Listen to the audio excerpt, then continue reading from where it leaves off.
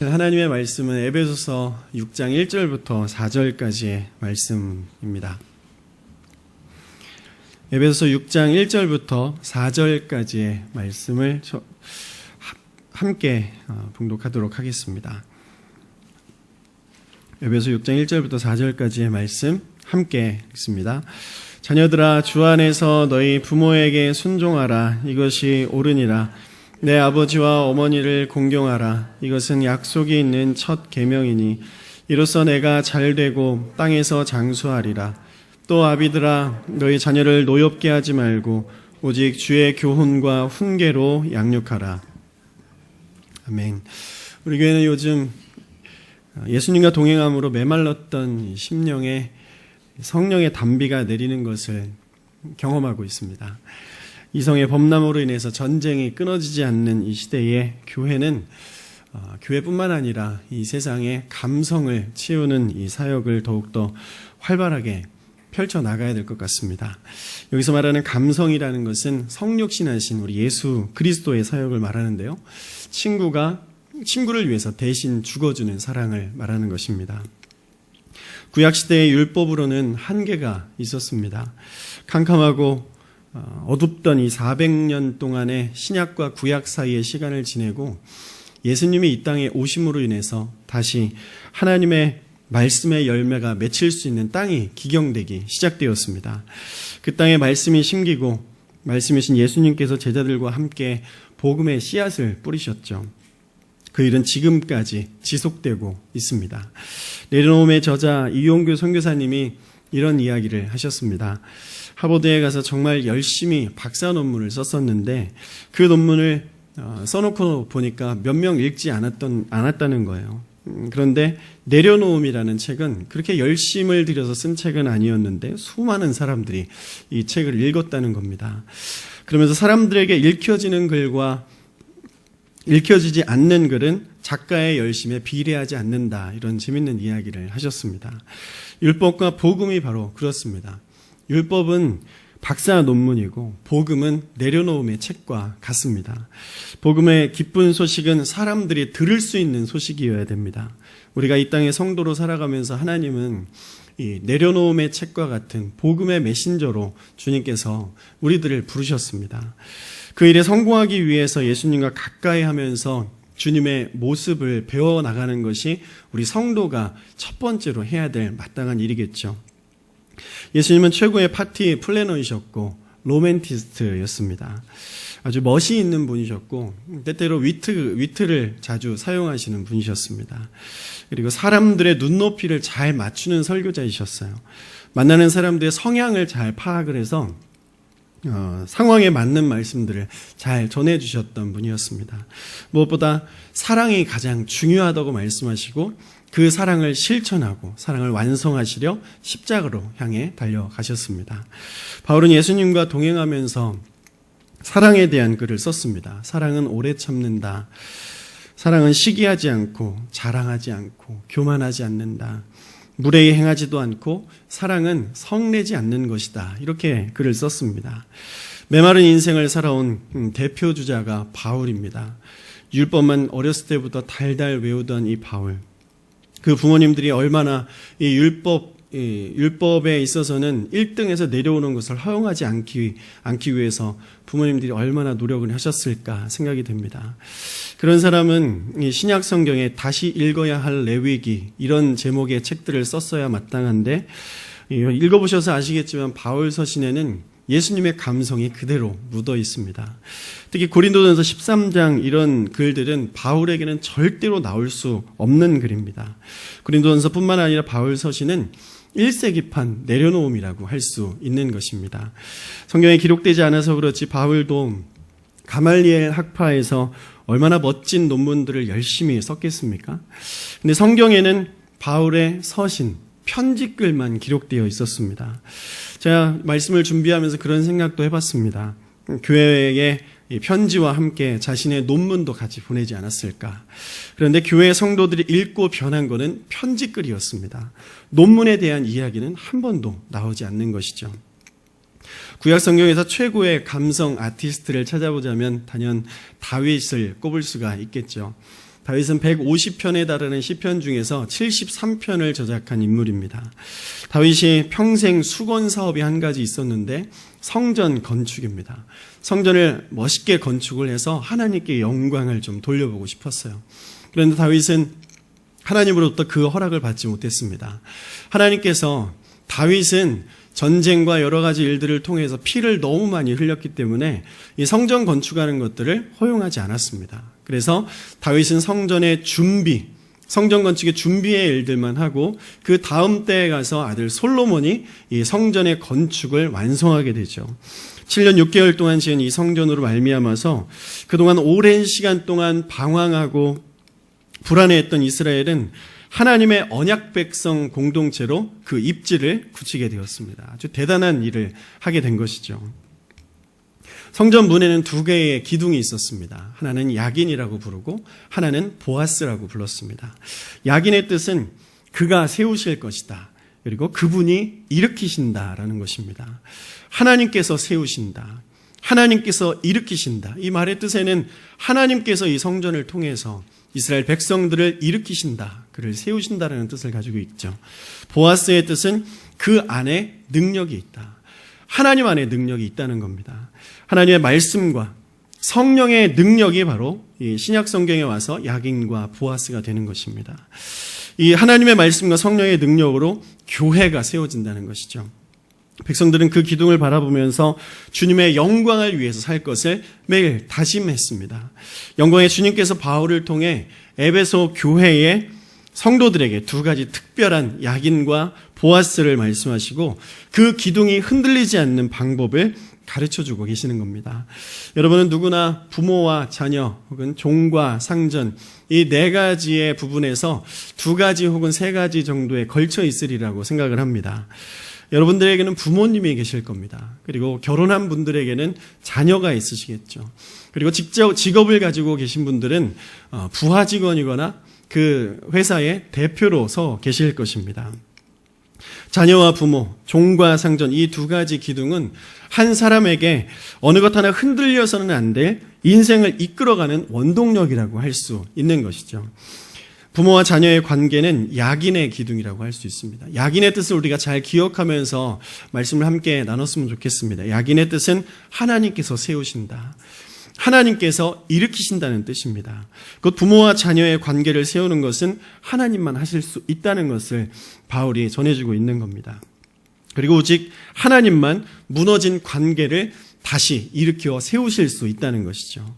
말씀을 준비하다 보니까 내용이 너무 많아져서 오늘은 야긴의 부분, 자녀와 부모의 부분만 보겠습니다. 첫 번째로 자녀와 부모의 관계는 생명의 관계입니다. 에베소 6장 1절 2절 말씀을 읽겠는데요.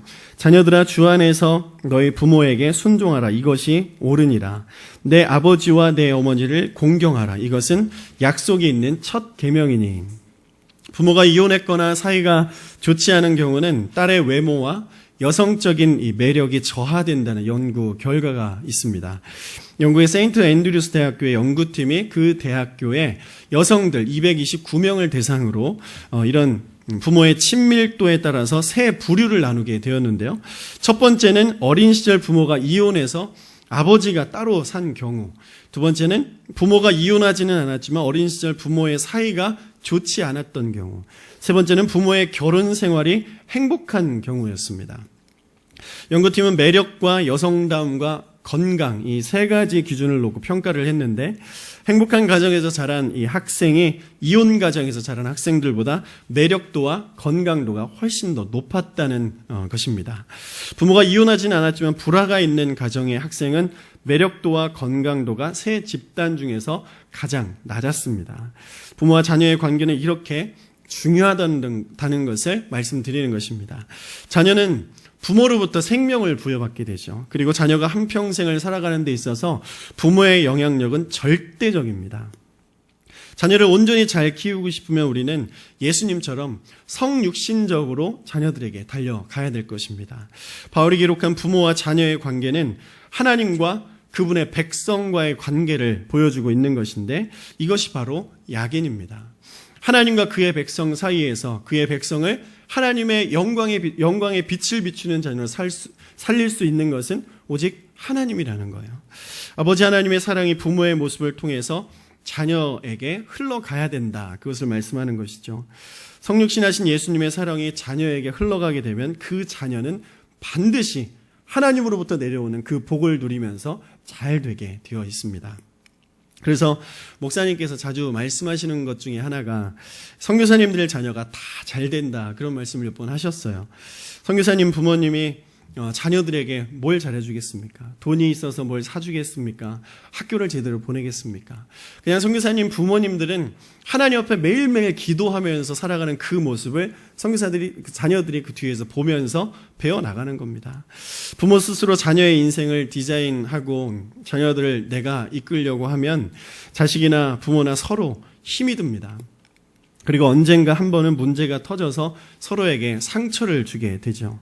반면에 하나님이 자녀를 키우시면서 우리 자녀를 주님께 맡겨드리는 분들에게는 문제가 터져날 때 그 문제를 통해서 자녀가 성숙할 수 있는 계기로 주님께서 만들어주십니다. 부모 스스로 문제를 짊어지면 너무 힘이 들죠. 그리고 해결이 잘 되지 않습니다. 주님께 맡기는 것이 답입니다. 그리고 우리가 주님을 바라보는 것, 아닌 것 같지만 이것이 성경에서 제시하는 하나님의 약속입니다.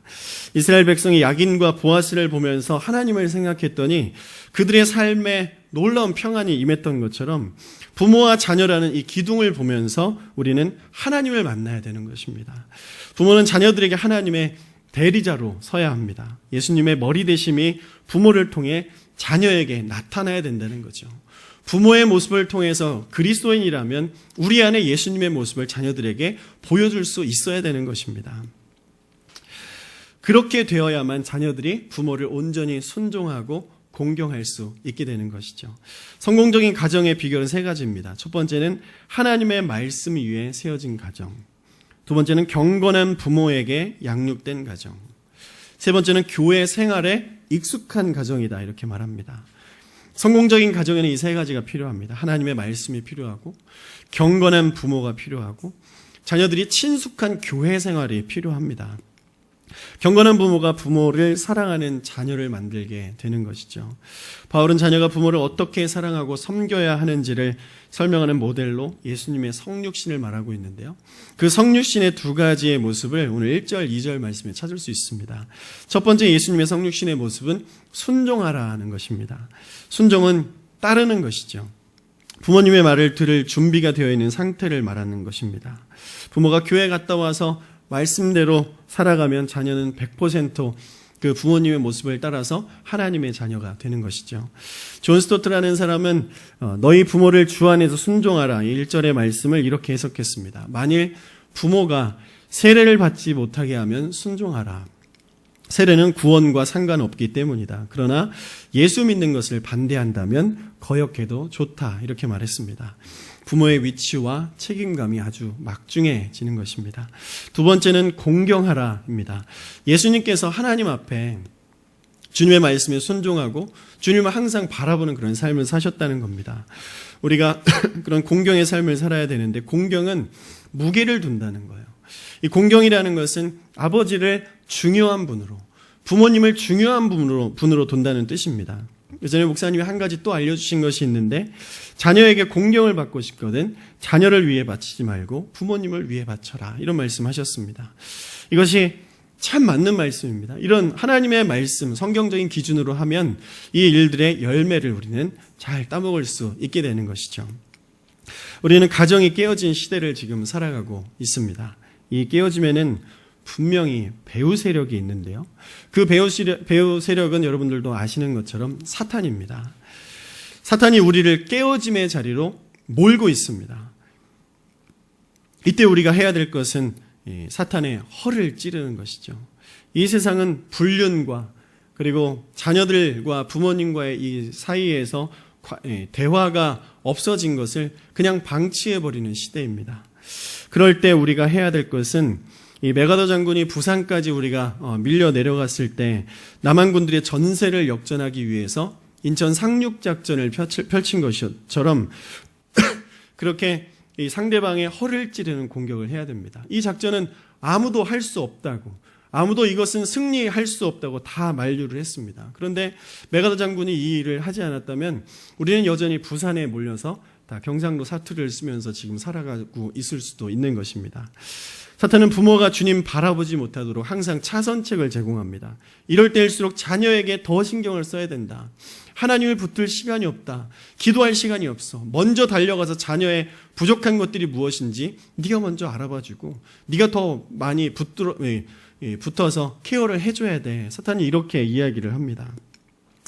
자녀의 관계를 온전히 회복하기 원하면 안 믿겨지겠지만 부모가 주님을 바라보는 것.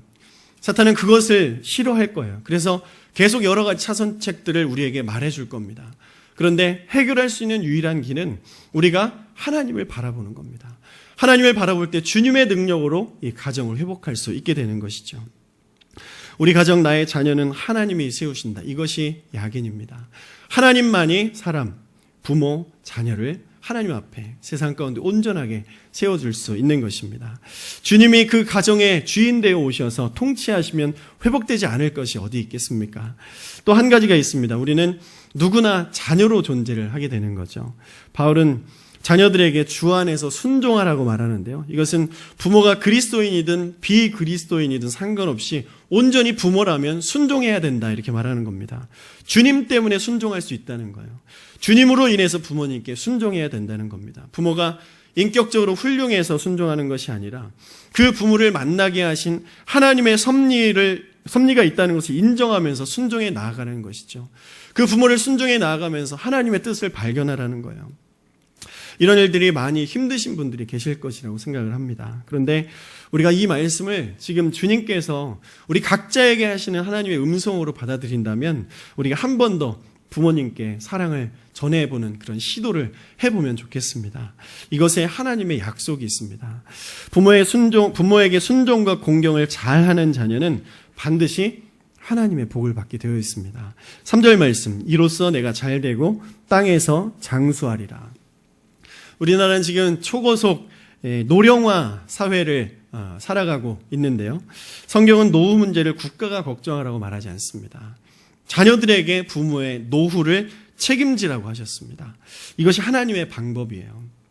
이 말씀에 순종해내면, 말씀을 순종하여 행해낸다면 하나님이 부모님을 맡을 재정과 능력들을 허락해 주시고 공급해 주실 것이다. 하나님께 성경에서 약속하고 있는 것입니다.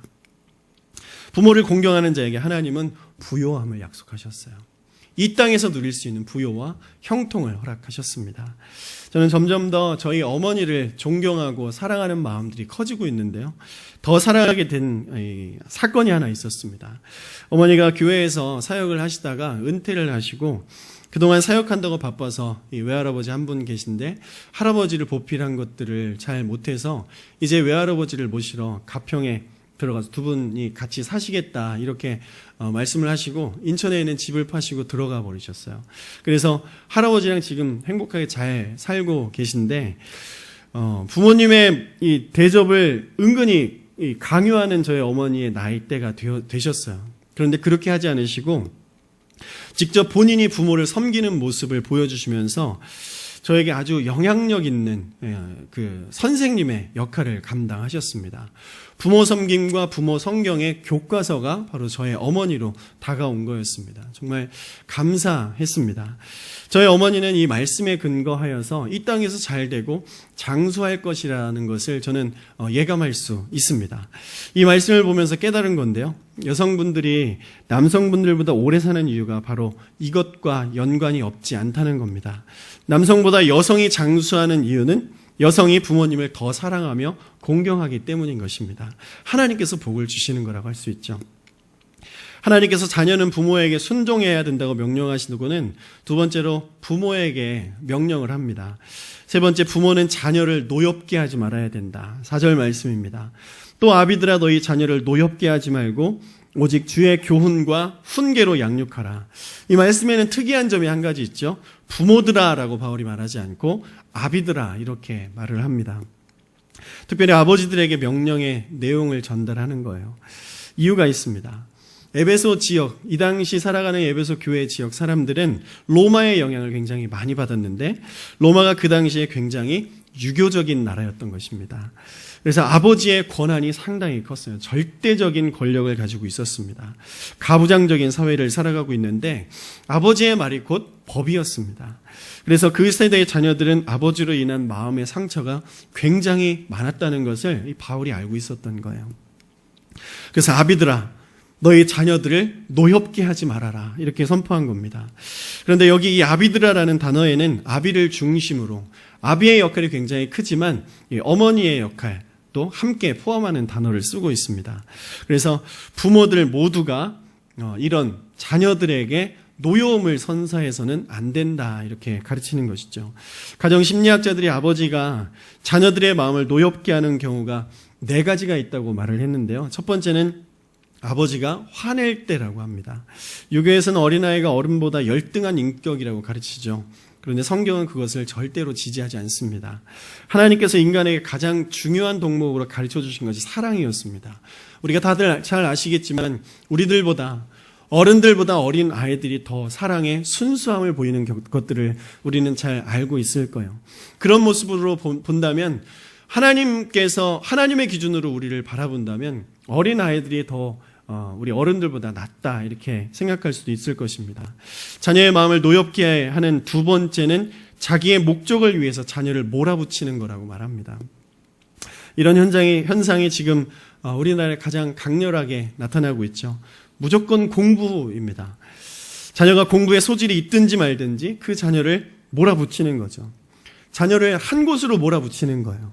재능을 발견해서 그 자녀의 재능들을 개발시켜주는 것이 아니라 자신의 야망을 위해서 자녀를 그렇게 양육하는 것이 아니라 사육하는 겁니다. 자신의 야망을 충족시키기 위해서 내가 어렸을 때 운동을 못했으면 운동을 막 밀어주고 공부를 못했으면 공부 쪽으로 막 밀어주는 이런 일들을 하게 되는 것이죠.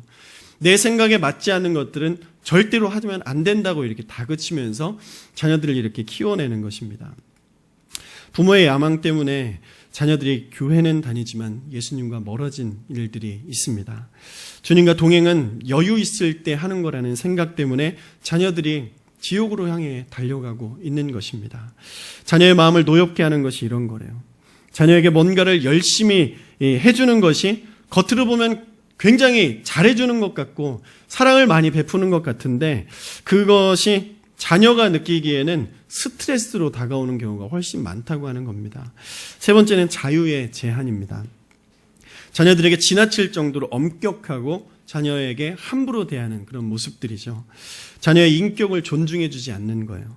예를 들면 아버지의 말 한마디에 군기가 바짝 들어서 있는 그 집안의 조용한 그런 모습들. 아버지가 들어오면서 헛기침을 한번 하면 집 전체가 조용해지는 그런 모습들을 볼 수 있는데 여기서 권위와 권위주의에 대한 이야기가 있습니다. 이것을 정리할 필요성이 있는데요. 권위는 타인으로부터 존중을 받는 거래요. 타인으로부터 그 권위를 인정받는 것이 권위라고 하고 권위주의는 자기 스스로 인정해서 강압적으로 타인의 인정을 받으려는 행위라고 이렇게 이야기를 합니다. 부모의 권위는 자녀에게 정말 중요한 것입니다. 그런데 이 권위주의를 가지고 자녀를 가르치고 다스리려고 하면 오히려 반감, 그리고 자녀에게 큰 상처를 줄 수 있다고 하는 것이죠. 세 번째, 이 자유의 제한. 이것은 권위를 가진 부모가 하면 자녀를 잘 가르치는 것이 되겠지만 권위주의적인 부모가 하면 자녀에게 상처만 주게 되는 것입니다. 마지막 네 번째는 방임입니다. 방치하는 거죠. 자녀를 내버려 두는 겁니다. 모든 교육을 아내에게 맡겨버리는 것. 자녀가 잘못되면 아내를 야단치는 것. 자녀의 교육이 어머니의 몫이라고만 말하는 것. 이것이 에베소 교회에 다니는 남편들의 모습이라고 하는 거예요. 여러분들의 남편 혹은 이 자리에 계신 남편분들은 이렇게 살지 않으시리라고 믿습니다. 이 네 가지는 아주 성경적입니다. 간단히 말하면 부모가 생각하는 사랑과 자녀가 생각하는 이 사랑의 코드가 맞지 않으면 그것은 사랑이 아니라는 겁니다. 부모는 자녀를 노엽게 하는 것일 뿐이라는 거예요. 사랑으로 했는데 자녀는 노여움으로 받는다. 뭔가 문제가 있는 거 아니겠습니까? 부모가 자녀와 코드를 맞추고 자녀가 하나님의 뜻에 합당하게 살도록 하기 위해서 방법은 딱 한 가지입니다. 예수님이 주인이 되시는 거예요. 예수님 주인 되면 이 문제는 거기서 끝나는 겁니다. 주님이 주인 되는 곳에 평화와 사랑과 화평만 있지 않습니까? 주님이 계시는 곳은 언제나 아름다운 열매들로 가득한 것입니다. 부모의 권위로 자녀를 억압하거나 편애하거나 부모의 뜻을 강요하게 되면 자녀가 분노를 일으키게 되어 있는 것입니다. 부모와 자녀의 관계가 회복되어야 하는 이유는 이런 관계들을 계속 지속되다 보면 자녀는 성장할 때 꼭 한 가지 나쁜 중독에 빠지게 되는 것입니다. 이것을 미국에서는 뇌의 도파민 시스템 발달 장애라고 이렇게 설명을 했는데요. 저도 DTS 훈련 과정을 통해서 내적 치유 시간에 이런 것들을 발견을 한 적이 있었습니다. 과거의 상처를 꺼내고 그 상처를 어루만지고 치유하는 시간을 통해서 제 안에 어디서부터 그런 상처들이 있었는지를 발견하는 시간을 가졌어요. 초등학교 3학년, 4학년 그 어간에 있었던 설날이었던 걸로 기억을 합니다. 명절날 가족끼리 이렇게 모여서 형과 어머니와 아버지 2대2로 윷놀이를 하게 됐어요. 윷놀이를 하는데 아버지가 느낌이 이상했어요. 자꾸만 저랑 이렇게 편이 안 되려고 하는 거예요. 그래서 형이랑 편을 먹어서 형을 이기게 해주고 싶어가지고 계속해서 말을 이렇게 형이 유리하게 이렇게 놔주는 거예요. 놔주면서 어머니가 한마디 하는 거죠. 당신은 항상 지금까지 그래왔어. 항상 첫째만 좋아해. 이 말을 들으면서 제 마음속에 아버지에 대한 이 불안, 분리가 생겨났습니다. 그래서 아버지를 아저씨로 그때부터 여기면서 살아왔던 것이죠. 이 아버지에 대한 이 결핍이 제 안에 굉장히 컸습니다. 그것을 30대가 지나서 이런 상처가 내 안에 있었구나 그러면서 이 남자 리더에 대한 이 부재를 그때 비로소 조금씩 해소해 나가는 그런 시간을 가졌던 거예요. 뇌의 도파민 시스템 발달의 장애의 시작이 바로 그때였습니다. 이것을 찾아주는 것이 굉장히 중요합니다. 이런 상처들을 회복하실 수 있는 분은 오직 하나님뿐입니다. 바울은 부모에게 한 가지 더 권면을 합니다. 오직 주의 교훈과 훈계로 양육하라.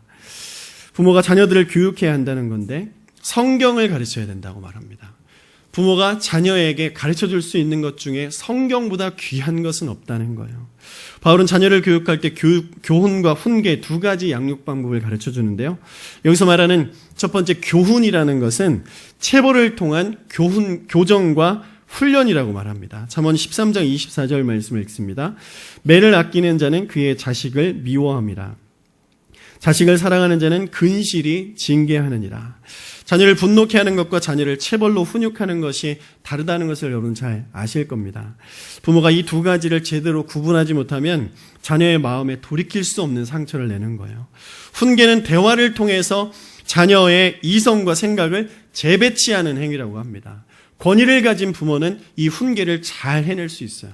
권위주의를 가진 이 부모는 이 일들을 통해서 자녀와 관계가 점점 더 멀어지는 것입니다. 너 이렇게 꼭 해야 돼.